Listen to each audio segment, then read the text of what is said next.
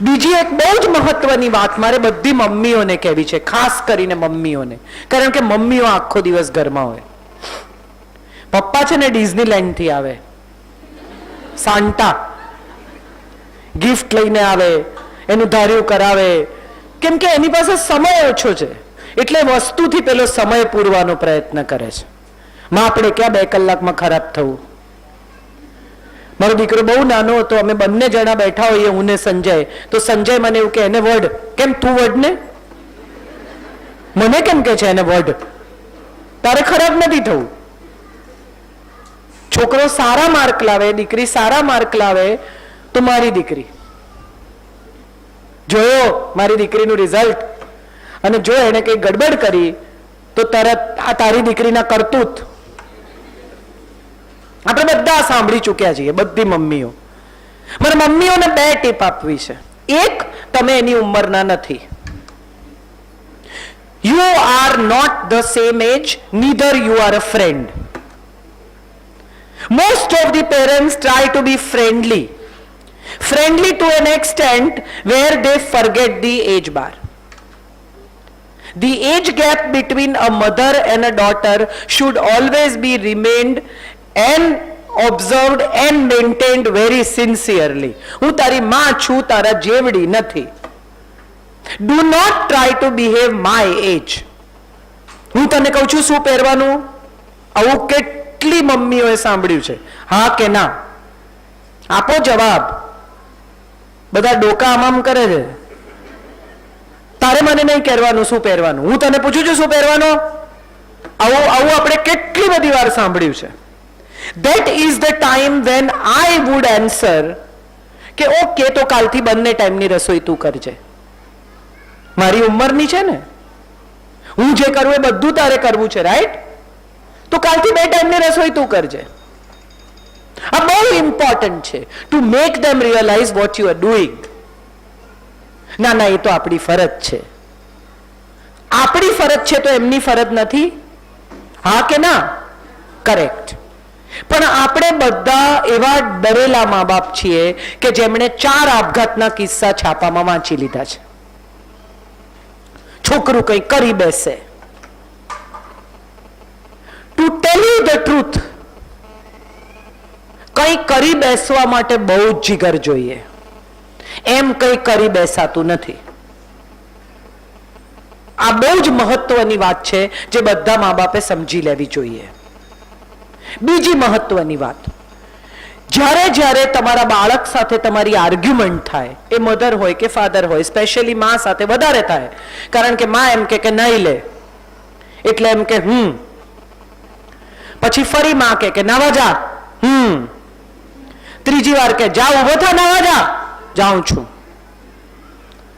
ચોથી વાર કે હવે તું નાવા નહીં જાય ને તો તારું આવી બનશે, હા તો નથી જતો, જા. આ કન્વર્સેશન દરેક ઘરમાં થયું છે, હા કે ના?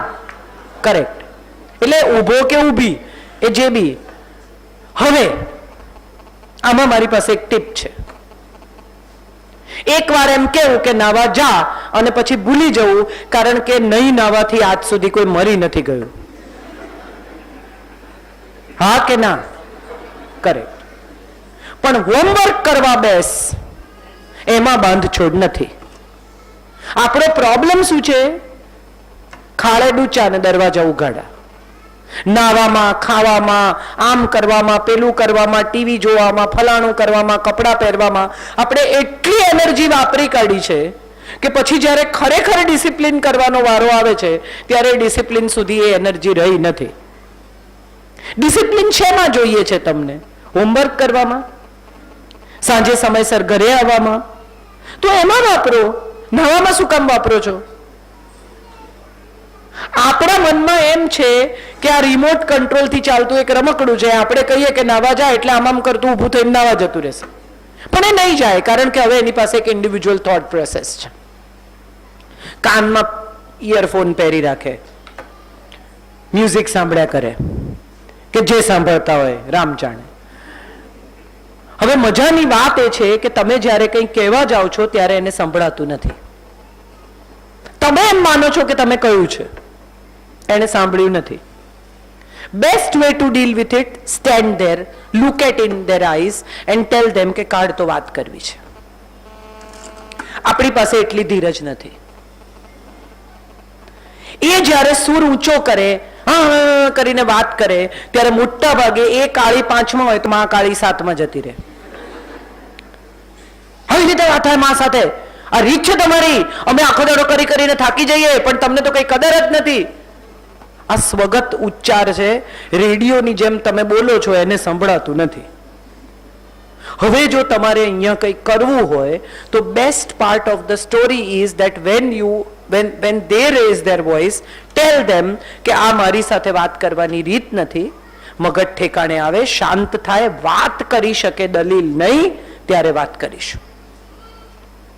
આર્ગ્યુમેન્ટ માટે મારી પાસે સમય નથી, વાત માટે છે. બીજી બહુ જ મહત્વની વાત, મોટા ભાગની મમ્મીઓ ટોન્ટ મારવામાંથી ઊંચી નથી આવતી. તમને નહીં ગમે પણ મારે આ કહેવું છે, અમે તો પહેલા જ કહેલું. ગ્રેટ, તમે જીનિયસ છો, સર્ટિફિકેટ આપીશું, બીજું શું થઈ શકે? તમે પહેલા જ કહેલું કારણ કે તમે 40 વર્ષના છો. એને ન સમજાયું કારણ કે 13-14 વર્ષની છે. તમે કેમ ભૂલી ગયા કે તમે પણ ક્યારેક 14 વર્ષના હતા? તમને કેમ યાદ નથી કે 14 વર્ષે તમે પણ ભૂલો કરી છે? તમને પણ ક્લાસનો એક છોકરો ગમતો હતો, તમને પણ ક્લાસની કોઈ છોકરી ગમતી હતી. હિંમતવાળા કોકે ચિઠ્ઠી આપી હશે, પ્રિન્સિપલની કેબિન સુધી પણ પહોંચ્યા હશે. ટેબલ ઉપર હાર્ટ કોતર્યા, હજી બી તમારી સ્કૂલમાં જઈને જુઓ તો તમારી પાટલી ઉપર કોતરેલા હાર્ટ કે એને એસ લખેલા હશે. તો એનો અર્થ એ થાય છે કે તમે ઉંમરમાંથી પસાર થઈને આવ્યા છો. એ એડોલેસન્ટની ઉંમર, એ છોકરીનું ગમવું, એ અમુક પ્રકારના hormonal changes. You have experienced it. Why are you not letting your child experience it? Why are you so protective? Why do you want your child not to feel what all you have felt? It's the right to feel it. Let them feel it. But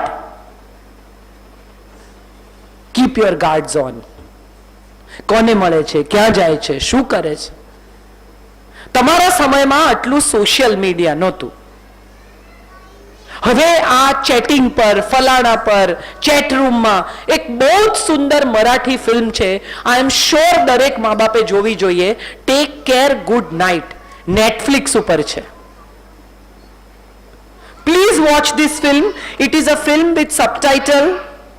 And please watch this film because this film will tell you a lot about life. એક 16-17 વર્ષની દીકરી છે. Let me tell you કે અહીંયા ફિલ્મો બતાવવીને એ પણ અમારા કેરિક્યુલમનો ભાગ છે. We are going to show them good film. We are also going to tell them how to appreciate a good film. We are going to have great theatre workshops. We are going to make nice little small movies with them. We are going to create human thought about it, music videos. માત્ર ભણવા નથી આવતું તમારું બાળક, ટકાવારી નહીં આવે તો ચાલશે. હમણાં ફરહાન અખ્તર સાથે એક દિવસ વાત થઈ અને કંઈક વાત ચાલી ને મેં એને કહ્યું, મેં કીધું હું તો મારા દીકરા માટે મુંબઈ શિફ્ટ થઈ, એ તો પાછો જતો રહ્યો, મને તો ધક્કો પડી ગયો. અને મેં કીધું કે હવે શું કરે છે? મેં કીધું કાંઈ નહીં, આઈ એમ ટાયર્ડ, આવું મારાથી કહેવાઈ ગયું. અને એણે મને કહ્યું કે આ પિક્ચરની વાત આપણે સ્ટોરી પછી સાંભળીએ, પહેલા મારી સાથે આના ઉપર વાત કરો. You need to listen to me now. He had no business to talk to me, પણ એને કેટલી તકલીફ થઈ હશે આનું આ સાંભળીને કે આવી કેટલી મમ્મીઓને હું બદલી શકું, એના પર એણે હવે જેહાદ કરી છે. એણે મને એમ કહ્યું કે હું 26 વર્ષ સુધી કંઈ નહોતો કરતો. મારી મા મને રોજ કહે કે તું કંઈ નથી કરતો. અને ત્યારે હું મારી માને કહેતો કે મને એવું કંઈ કે જે મને ખબર ના હોય, આ તો મને ખબર છે કે હું કંઈ નથી કરતો. એની પહેલી ફિલ્મ સુપરહિટ પુરવાર થઈ કારણ કે એની અંદર પાકી એ ફિલ્મ. એને રોજ સપનું જોયું આ ફિલ્મ બનાવવાનું. એને પોતાના ડ્રીમમાં એ ફિલ્મ આખી જોઈ લીધી હશે કેટલી વાર કે હું આમ બનાવીશ. પાકો હતો એનો વિચાર. શક્ય છે આવતીકાલે દુનિયાનો મોટામાં મોટો ફિલ્મ મેકર બને, શક્ય છે મોટા મોટો પેઇન્ટર બને. વુમન ઓફ સબસ્ટન્સ નામની એક બહુ સુંદર ફિલ્મ છે. જેમાં એક દીકરો છે જેની માં છે, જેણે મહા મહેનતે એમ્પાયર ઊભું કર્યું છે, and she is a woman of substance. She is a powerful woman. Minister એને પૂછીને કામ કરે, લોકો એને પૂછીને કામ કરે, and she has that great rich.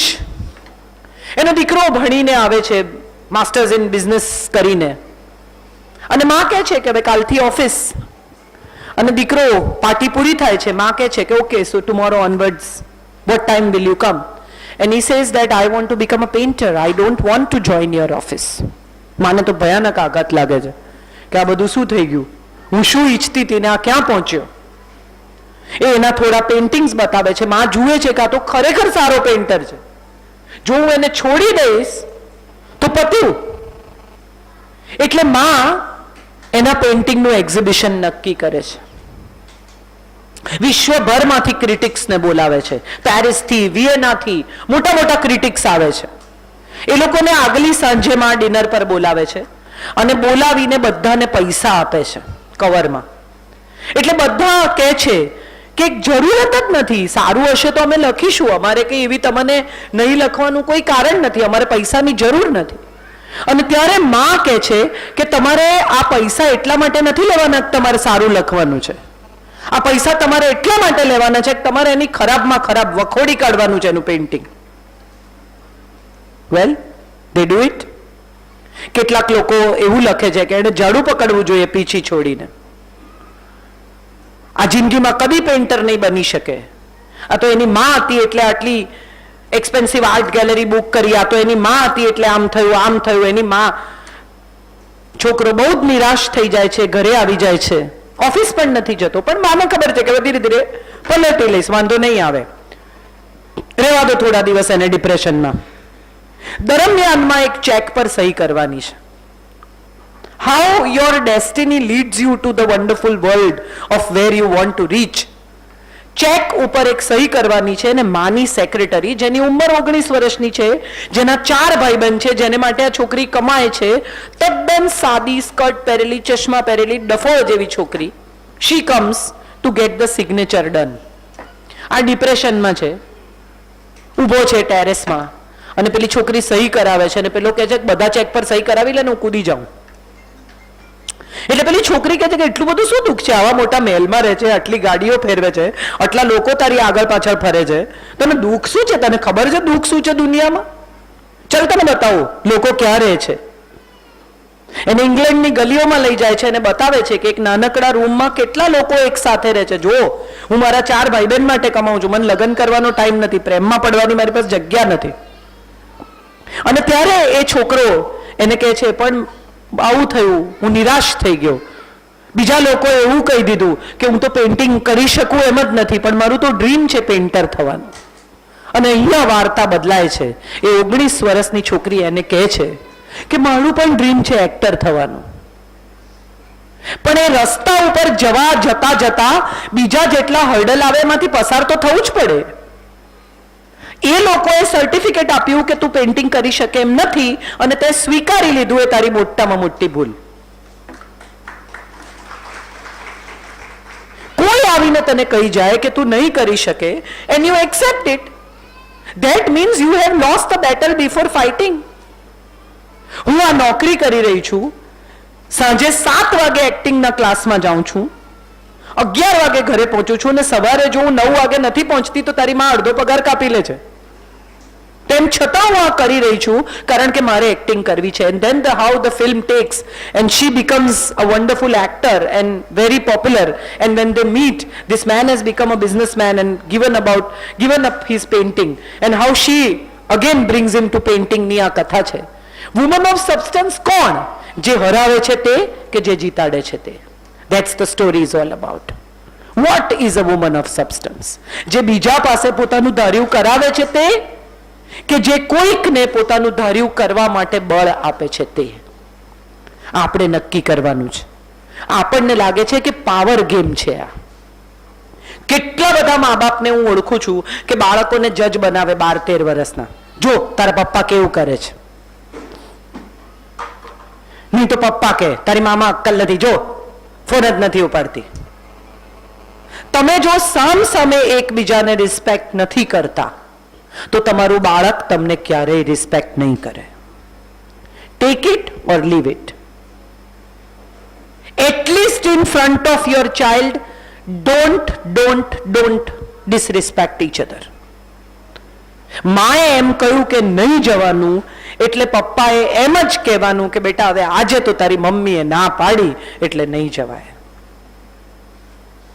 એમાં પપ્પા બાયલા નથી થઈ જતા. આપણા બધાનો પ્રોબ્લેમ એવો છે કે આપણને લાગે છે કે પત્નીનું કયું કરવું એ બાયાગીરી છે. ના, એકબીજા સાથે સંવાદિતાથી એક સંવાદી માણસને ઉછેરવો એ સાચું દાંપત્ય છે. મા બાપ બનવાનું ત્યાં સુધી નક્કી નહીં કરતા જ્યાં સુધી અથાગ ત્યાગ કરવાની તૈયારી ના હોય. અને જો બની ગયા હો તો એવું નક્કી કરી લેજો કે હજી ઘણું બદલવાનું બાકી છે. કેટલા બધા મા બાપને હું એવા ઓળખું છું કે જેમને લાગે છે કે મહાન સ્કૂલમાં એડમિશન અપાવવાથી એના બાળકની કરિયર બની ગઈ છે. દાઉદ પાસે બહુ પૈસા છે. નીરવ મોદી જેટલો ઇન્ટેલિજન્ટ માણસ કદાચ તમને ભાગ્યે જ મળે. એની કારકિર્દી છે એવું માનો છો? કોઈ એની કોઈ કરિયર છે એવું કોઈ માનો છો? આટલી બેંકને ચૂનો ચોપડીને જતો રહ્યો છે પ્રેમથી. કેટલી બુદ્ધિ વાપરી હશે? એના ઇન્ટેલિજન્સમાં તો કોઈ શંકા જ નથી તમને કે છે કોઈને? ના. પણ એની ઇન્ટેલિજન્સનો ઉપયોગ કઈ દિશામાં થયો છે નક્કી કરી લો. તમારા બાળકને તમારે કઈ દિશામાં લઈ જવું છે. સત્ય, પ્રેમ, કરુણા આ ત્રણ એવા ગુણો છે કે જો હશે ને તો બાકીનું બધું એની મેળે પોતપોતાની રીતે ગોઠવાતું જશે. આ સ્કૂલ સાથે મારા જોડાવાનું કારણ બીજું કોઈ જ નથી. એની school would have accepted me more than happily. આજની તારીખે હું કોઈ પણ, તમે બધા જ સાંભળવા આવ્યા છો કારણ કે હું પેરેન્ટિંગ સમજુ છું એમ માનીને, હું એડ્યુકેશન સમજુ છું એમ માનીને. તો એનો અર્થ એમ થયો કે કોઈ પણ સ્કૂલ સાથે હું જોડાઈ શકું. પણ મને અંગત રીતે એવું લાગે છે કે અમદાવાદથી 5 કલાક દૂર આ સ્કૂલ સાથે જોડાવાનું મારું કારણ એ છે કે અહીં મારા વિચારો, હું જે માનું છું એ રીતે એવા થોડા લોકોને આ દેશ માટે તૈયાર કરી શકીશ કે જે છોકરાઓ આવતીકાલે આ દેશનું ભવિષ્ય બનશે. કોઈ મિનિસ્ટર, એક જગ્યાએ બેઠેલો એક મિનિસ્ટર એમ કહેશે ને કે મને બ્રાઇબ નથી જોઈતી, હું તમારું કામ કરી દઈશ, અને તમે એને પૂછશો કે કઈ સ્કૂલમાંથી છે અને જો એમ કહેશે કે હું TLC માંથી છું, તો હું માનું છું કે એક જ, મારે તો વધારે જોઈતા જ નથી, એક જ હશે ને તો એ મને મરવાની છૂટ મળી જશે. બહુ બધા લોકોને આપણે બદલી શકતા જ નથી. દુનિયા બદલવા નીકળેલા બધા મૂર્ખા છે, કારણ કે દુનિયા કદી બદલાઈ શકાતી જ નથી. એક માણસને 20 વર્ષે એમ થયું કે હું શું બદલી નાખું, દુનિયાના ભ્રમણે નીકળ્યો. 30 વર્ષે સમજાયો કે દુનિયા નહીં બદલાય, ચાલો દેશ બદલીએ. 40 વર્ષે એમ થયું કે દેશ નહીં, જાત બદલી હોત ને તો બધું બદલાઈ જત. આપણે બધા અજાણતા શાળાને એક એવી જગ્યા સમજીએ છીએ કે જ્યાંથી હરીફાઈ માટે કોઈને તૈયાર કરીએ છીએ. રેટ રેસ નથી આ. સુંદર પિચાઈ જે ગૂગલનો હેડ છે, કેટલા લોકોને ખબર છે કે સુંદર પિચાઈ ગૂગલનો હેડ છે? ઓનેસ્ટલી બધા કાળા માથાવાળાના હાથ ઊંચા થયા છે. સુંદર પિચાઈ જે ગૂગલના હેડ છે આજે, અને ભારતીય હોવા છતાં ગૂગલમાં આટલી મોટી પોસ્ટ પર એમને ભારતથી ઇન્વાઇટ કરીને બોલાવવામાં આવ્યા. એ 12મા ધોરણના બોર્ડમાં નહોતા આવ્યા, એ 10મા ધોરણના બોર્ડના ફર્સ્ટ ટુ 10માં નહોતા. સચિન, લતા મંગેશકર, કરસનભાઈ, ધીરુભાઈ, આ બધા પાસે એકેડેમિક બેકગ્રાઉન્ડ શું છે એ ક્યારેક એમને પૂછી જોજો. અગત્યનું એ છે કે એમના એકેડેમિક બેકગ્રાઉન્ડ ઉપરાંત એમની પાસે કંઈક એવું હતું કે જે એમને અહીં બનવા સુધી લઈ આવ્યું, અને એ છે એમની કેળવણી. માત્ર શિક્ષણ કદાચ કશું નહીં આપી શકે. હજી વધુ એક શાળા, થોડા વખત પહેલા એક ટૂથપેસ્ટની એડ આવતી હતી, જો કોઈને ખબર હોય તો, પ્રોમિસ, ખબર છે કોઈને? એમાં માયા અલગ સ્ક્રીન પર આવીને એમ કહેતી કે ઓર એક નયા toothpaste. This is not one more school, this is not one more business for sure as I am standing here. I have made sure કે આ એક બીજો વ્યવસાય નથી. ઋષિ પાસે ઘણા કામ છે. Manpower supply is a big business that Viable is doing. They don't have to make money out of education. Let me clear this here now. આ પૈસા કમાવાની જગ્યા નથી. આ સારા ઉત્તમ નાગરિકો અને બહેતર માણસો તૈયાર કરવાની જગ્યા છે. સો તમને એમ હોય કે 90% લાવે તો અહીંયા મોકલતા જ નહીં. હું અહીંથી જ કહી દઉં છું, નહીં લાવે તમારું છોકરું 90%, પણ તમારું છોકરું 3 ભાષા બોલી શકશે ચોખ્ખી. તમારું બાળક ફિલ્મ એપ્રિશિએટ કરી શકશે. તમારી દીકરી એના પતિ સાથે સુખેથી રહી શકશે અને તમારો દીકરો એની પત્નીનું સન્માન કરી શકશે. આવું કંઈ પણ શીખવવાની ઈચ્છા હોય તો આ જગ્યા છે. એકેડેમિક્સ તો છે જ, અમે બિયોન્ડ એકેડેમિક્સ વાત નહીં કરીએ, બટ વિથ એકેડેમિક્સ જે પેકેજ અમે વિચારી રહ્યા છીએ અને જે અમારા સ્વપ્નમાં છે એ આ એકેડેમિક્સ છે કે એની સાથે થોડી કેળવણી. શનિવારે એકવાર વાગે નહીં એવી રીતે બાળકો પોતાની સેન્ડવિચ બનાવે, નાના નાના કામ જાતે કરે. 7મા 8મા ધોરણનું બાળક પોતાનું બટન જાતે ટાંકે, મધર્સ ડે પર જાતે કાર્ડ બનાવે, એની મા વિશે લખે કે what are the qualities you like in your mother, and when they write it they realize it. While you write it you realize કે તમારી મામાં શું ક્વોલિટી છે. લખો. હમણાં થોડા વખત પહેલા હું સંવેદના નામની એક સંસ્થા સાથે જોડાયેલી છું. 2 વર્ષ પહેલા અમે ક્રિસમસ ઉજવવાનું નક્કી કર્યું. આ સંવેદનાના બાળકો એ સ્લમના છોકરાઓ છે. હું એકલવ્યમાં જે શાળામાં ભણાવતી હતી, જે ક્લાસમાં, એમાં પણ મારી પાસે સ્લમના છોકરાઓ હતા. એ છોકરાઓને વોટર સાયકલ આવડે જ નહીં.